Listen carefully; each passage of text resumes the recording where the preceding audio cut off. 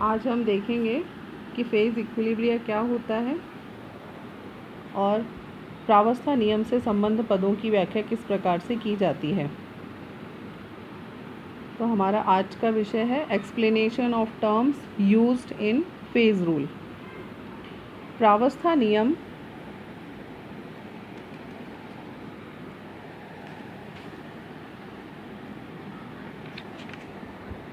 का व्यापक अध्ययन और उसके अनुप्रयोगों का वर्णन करने से पहले हमें 3 पदों को समझ लेना आवश्यक है जिनका उपयोग इस नियम में होता है। ये 3 मुख्य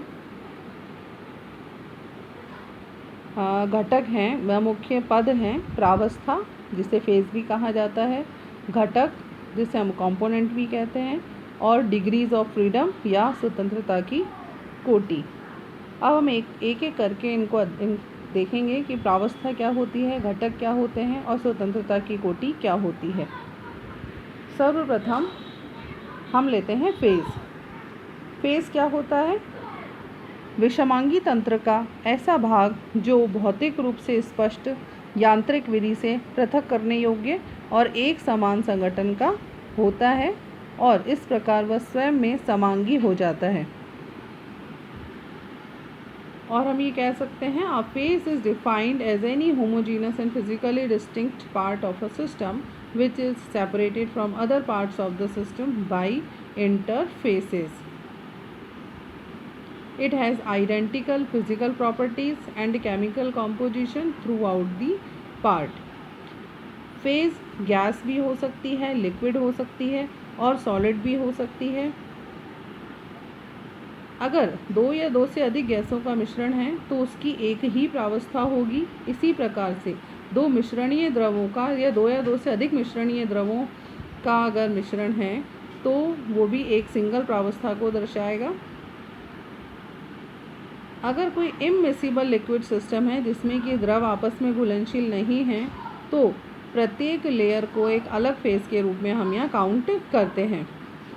इसी प्रकार से जो प्रत्येक सॉलिड है वो एक सिंगल फेज बनाता है except when a solid solution is form. अगर सॉलिड का सॉल्यूशन है तब तो हम ये मान सकते हैं कि उसमें नंबर ऑफ फेजेस ज़्यादा होंगी, लेकिन अगर एक सिंगल सॉलिड है और वो इनसॉल्युबल है तो वो एक सिंगल फेज को शो करता है। गैसों का हम एग्जाम्पल अगर लें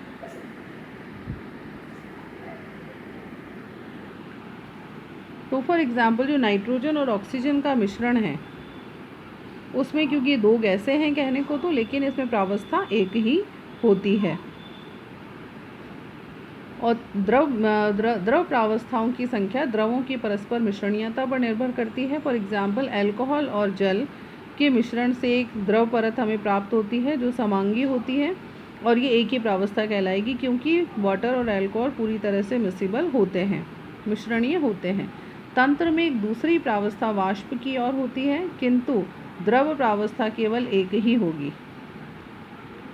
अगर हम जल, अल्कोहल और बेंजीन का मिश्रण देखें तो ये द्रव 2 परतों में विभक्त हो जाता है क्योंकि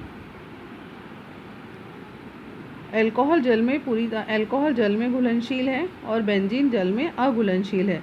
अतः तंत्र में 2 प्रावस्थाएं, द्रव प्रावस्थाएं होंगी। प्रत्येक द्रव प्रावस्था में तीनों द्रव होंगे, जल, अल्कोहल और बेंजीन, किंतु उनके अनुपात अलग अलग होंगे। जल और कार्बन टेट्राक्लोराइड एक दूसरे में मिश्रणीय नहीं होते हैं, अतः यहाँ 2 प्रावस्थाएं होती हैं। इसी प्रकार बेंजीन और क्लोरोफॉर्म एक दूसरे में पूरी तरह से मिश्रणीय हैं, अतः एक ही प्रावस्था होती है। किसी तंत्र में द्रव प्रावस्थाओं की संख्या साम्य में स्थित द्रव परतों के बराबर होगी। 2 ठोसों के मिलने से समांगी मिश्रण नहीं बनता, उनको चाहे जितना अधिक मिश्रित किया जाए। अतः किसी तंत्र के ठोस प्रावस्थाओं की संख्या उतनी ही होगी जितनी तंत्र में ठोस होते हैं। फॉर एग्ज़ाम्पल हम कैल्शियम कार्बोनेट का एग्जाम्पल लेते हैं जिसका थर्मल डिकम्पोजिशन होने पर solid calcium carbonate, calcium oxide और कैल्शियम और कार्बन डाइऑक्साइड में डिसोशिएट हो जाता है। तो यहाँ पर दो सॉलिड हैं और एक गैस है, तो इस प्रकार से नंबर ऑफ फेजेस 3 होंगी। This system consist of 2 solid phases and 1 gaseous phase. Another example is ammonium chloride undergoes thermal decomposition.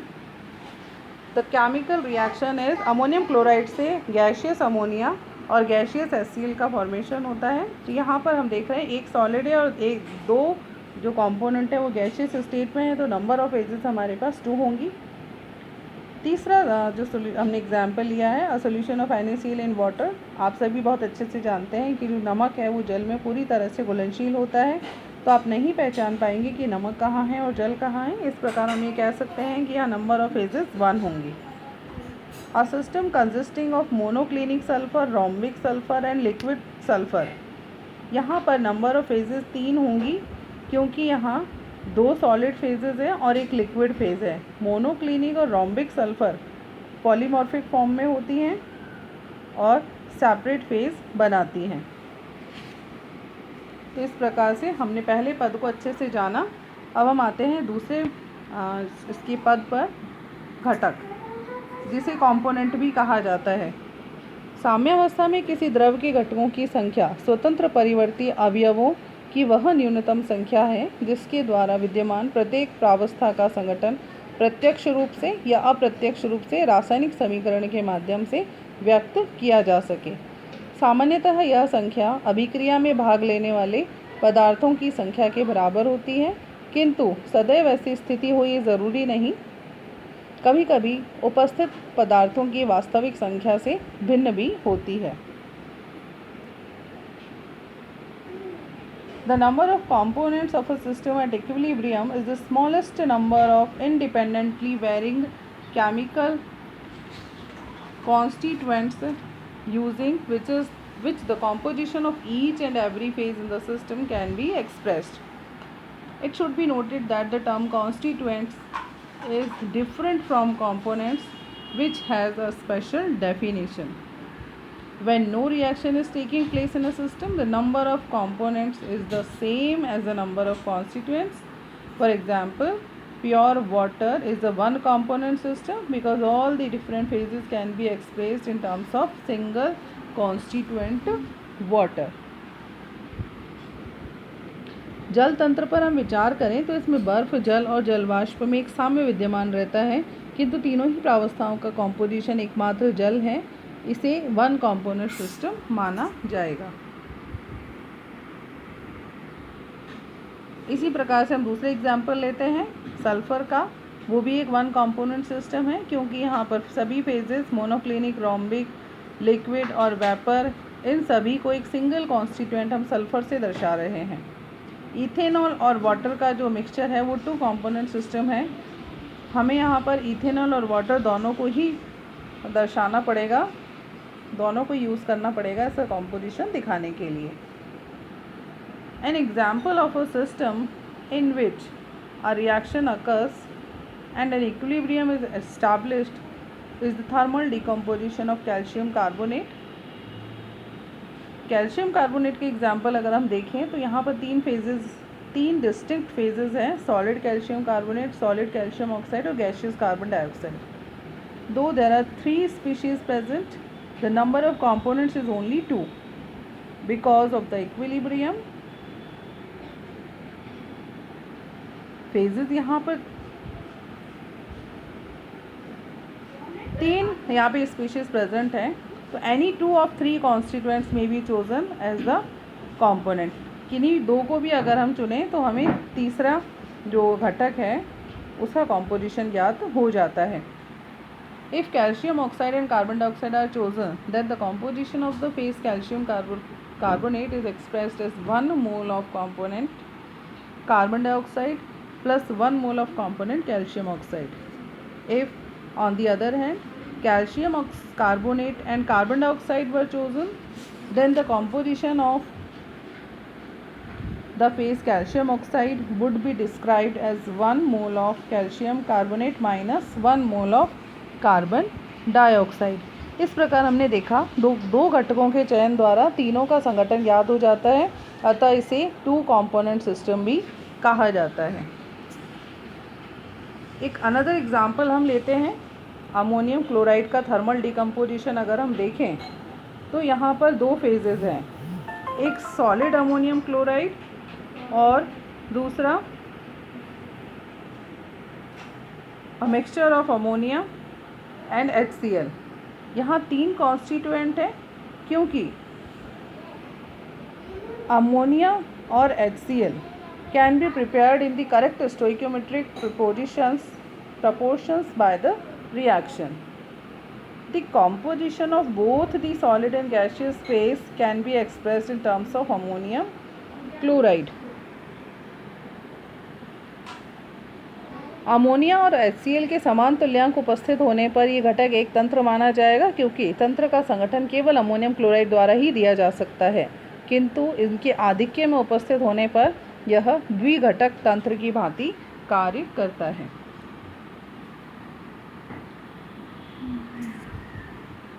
तीसरा पद हम यहाँ देखेंगे डिग्रीज ऑफ फ्रीडम या स्वतंत्रता की कोटि। किसी तंत्र के अनेक वेरिएबल्स हो सकते हैं, जैसे ताप, दाब, संगठन, घनत्व, रिफ्रैक्टिव इंडेक्स आदि, और इनमें परिवर्तन करके ही तंत्र के संपूर्ण आचरण का अध्ययन किया जाता है।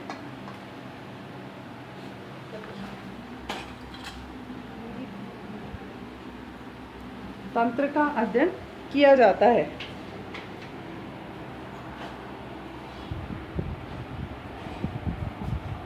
ये सभी चर प्रावस्था की मात्रा पर निर्भर नहीं करते।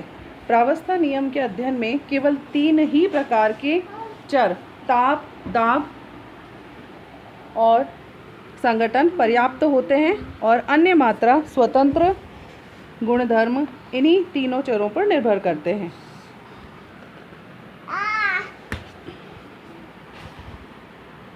For example, a gaseous mixture of carbon dioxide and nitrogen, 3 variables pressure, temperature and composition are required to define the system. तो ये एक ट्राई वेरिएंट सिस्टम है।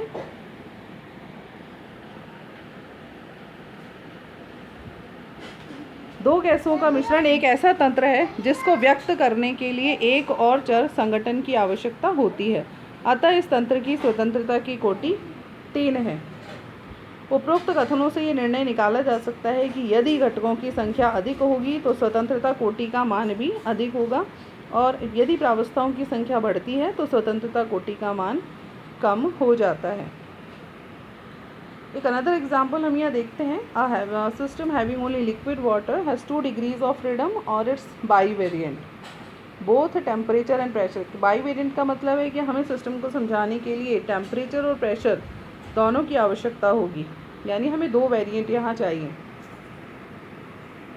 If the system containing liquid water, pieces of ice are added and the system with 2 phases is allowed to come to equilibrium, then it is an univariant system. तब ये univariant system कहलाएगा। Only one variable, either temperature or pressure, need to be specified in order to define the system. यहाँ पर केवल हमें एक variable चाहिए, या तो टेम्परेचर या प्रेशर। अगर सिस्टम का प्रेशर हम 1 एटमॉस्फेयर पर रखते हैं, तब सिस्टम का जो टेम्परेचर है वो ऑटोमेटिकली 0 डिग्री सेंटीग्रेड पर फिक्स हो जाएगा, जो कि आइस का नॉर्मल मेल्टिंग पॉइंट है। If the system mentioned above, a small quantity of water is allowed to evaporate, then the system is allowed to come to equilibrium, then the number of phases in equilibrium will be 3. इस प्रकार के system की कोई degree of freedom नहीं होती है, ये invariant होगा। तीनों फेजेज आइस, वाटर और वेपर ये इक्विलिब्रियम में होंगी 0.0075 डिग्री सेंटीग्रेड टेम्परेचर और 4.6 mm मर्करी प्रेशर पर। A change in temperature or pressure will result in 1 or 2 phase disappearing. Hence, the degree of freedom of a system may also be defined as a number of variables. तो इस प्रकार से हम देख सकते हैं कि जो डिग्री ऑफ फ्रीडम है यह स्वतंत्रता की कोटि है। इसे नंबर ऑफ वेरिएबल्स के रूप में डिफाइन किया जाता है, जैसे कि temperature, pressure and concentration that can be varied independently without altering the number of phases.